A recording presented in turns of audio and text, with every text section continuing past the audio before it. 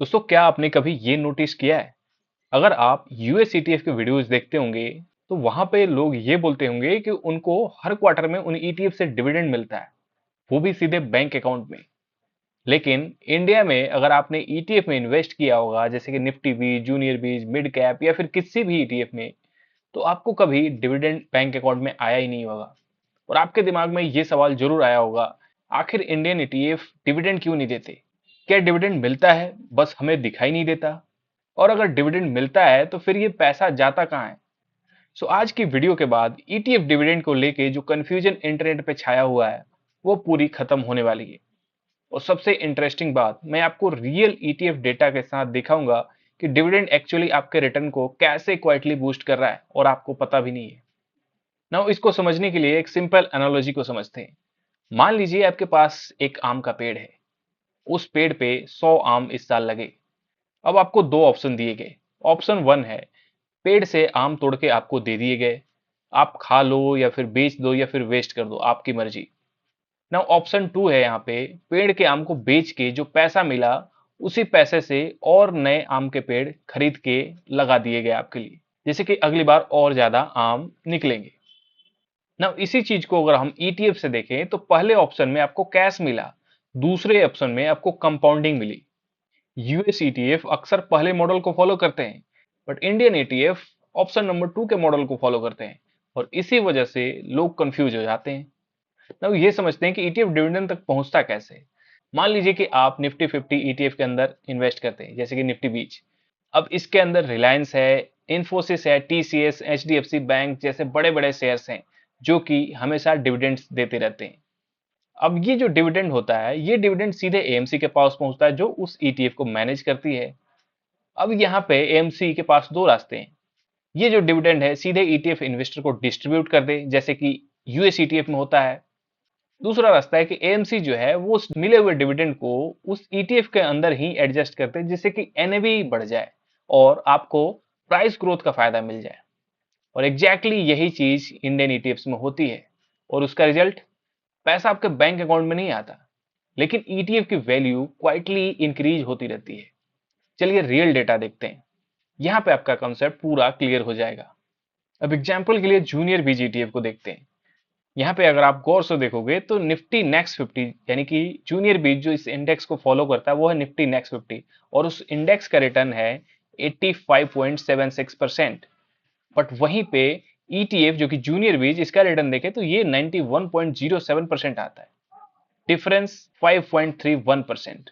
यानी कि 5 साल में ईटीएफ इन्वेस्टर को लगभग 5.31% एडिशनल रिटर्न मिला। और ये कहीं और से नहीं आया, ये डिविडेंड के री इन्वेस्टमेंट इफेक्ट की वजह से आया। अब इसको मैथमेटिकली अगर देखें तो किसी इन्वेस्टर ने 1 लाख रुपीज इन्वेस्ट किए होते, तो इंडेक्स उसको रिटर्न देगा 1,85,760 रुपीज। बट वहीं पे ईटीएफ ने 1,91,070 रुपीज का रिटर्न दिया। यानी कि डिफरेंस यहाँ पे 5,310 रुपीज का रहा, और ये डिफरेंस डिविडेंड की वजह से आया।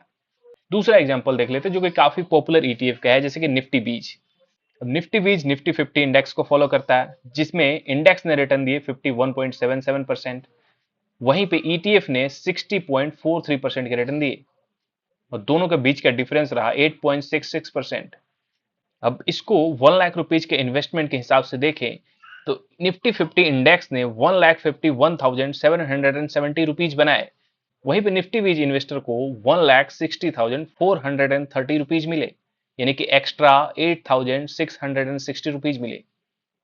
नाउ एक ऐसे ईटीएफ को देखते हैं जहां पे डिविडेंड का अमाउंट थोड़ा सा बड़ा है, जिसके चलते पूरी कहानी ही यहाँ पे अलग हो जाती है। मैं बात कर रहा हूँ सीपीएसई ईटीएफ की। अब ये ईटीएफ निफ्टी सीपीएसई इंडेक्स को फॉलो करता है, जिसमें 5 साल में 266.91% के रिटर्न निकाले। वहीं पे सीपीएसई ईटीएफ ने 318.47% के रिटर्न निकाले, यानी कि डिफरेंस 51.56% रहा। इसको 1 लाख रुपीज के हिसाब से देखें तो इंडेक्स ने 3,66,910 रुपीज बनाए। वहीं पे ईटीएफ ने 4,18,470 रुपीज बनाए, यानी कि डिफरेंस 51,560 रुपीज का रहा। और ये डिफरेंस ऐसे वैसे नहीं आया, ये डिफरेंस पूरा डिविडेंड की वजह से आया, जिसको उस ईटीएफ के अंदर ही एनएवी में एडजस्ट कर दिया गया था। अब देखो, इन डिविडेंड्स को हमें स्टॉक्स की तरफ बैंक अकाउंट में क्रेडिट में देखने की आदत है। अकाउंट में पैसा आता है तो भी हमें लगता है कि डिविडेंड हमें मिल रहा है, लेकिन ईटीएफ इन्वेस्टिंग यहाँ पे थोड़ा डिफरेंट मॉडल पे चलती है, जहां पे पैसे अकाउंट में नहीं आते और वो इन्वेस्टमेंट के अंदर ही एनएवी ग्रोथ में दिखते जाते हैं, जिससे कि ओवरऑल रिटर्न इंप्रूव होता रहता है, जैसे कि मैंने आपको पूरा अभी क्लियर पिक्चर्स 3 ETFs की मदद से दिखाया। सो अब बात कर लेते हैं कि डायरेक्ट डिस्ट्रीब्यूशन बेटर है या फिर री इन्वेस्टमेंट। देखो, ईटीएफ इन्वेस्टर के दिमाग में एक क्वेश्चन जरूर आता है कि अगर हमें कैश मिल जाए तो वो ज्यादा बेटर है, बट मुझे लगता है कि लॉन्ग टर्म इन्वेस्टर्स के लिए री इन्वेस्टमेंट वाला मॉडल ज्यादा बेटर है, क्योंकि रीजन नंबर 1 है ऑटोमेटिक कंपाउंडिंग। मान लीजिए आपको 10,000 रुपीज डिविडेंड में मिला। अब जैसे ये पैसा आपके बैंक अकाउंट में आता है, आप इस पैसे को शॉपिंग, डाइनिंग, गैजेट्स या फिर रैंडम एक्सपेंस के लिए यूज कर सकते हो। कुछ भी हो सकता है। लेकिन अगर यही पैसा ईटीएफ के अंदर ही री इन्वेस्ट हो गया होता, तो आपको टेंशन लेने की बिल्कुल जरूरत नहीं होती। वो पैसा आपके लिए क्वाइटली धीरे धीरे ग्रो हो रहा था। नो, रीजन नंबर 2 है नो री इन्वेस्टमेंट हसल। देखो, कैश डिविडेंड आने के बाद मार्केट देखो, री इन्वेस्ट करो, ब्रोकरेज, टाइमिंग, ये सब कुछ मैनेज करना पड़ता है, जिसमें मेंटल एनर्जी जाती है या फिर गलती करने के भी चांस होते हैं। और ऑटो डिविडेंड इन्वेस्टिंग में यही झंझट से बचने का फायदा रहता है। नाउ, रीजन नंबर 3 है बिहेवियरल एडवांटेज। इन्वेस्टिंग में बिगेस्ट एनिमी मार्केट नहीं होता, इन्वेस्टर खुद होता है। ऑटोमेटिक री इन्वेस्टमेंट इमोशंस को साइड कर देता है और कंपाउंडिंग को अनइंटरप्टेड छोड़ देता है। सो आगे से कोई ये बोले कि इंडियन ईटीएफ में डिविडेंड नहीं मिलता, तो आप कॉन्फिडेंटली बोल सकते हो कि डिविडेंड मिलता है, बस बैंक अकाउंट में नहीं आता। वो ईटीएफ के अंदर ही क्वाइटली री इन्वेस्ट हो जाता है। नाउ कमेंट करके बताइए, आपको ये डिविडेंड वाला कॉन्सेप्ट क्लियर हुआ कि नहीं।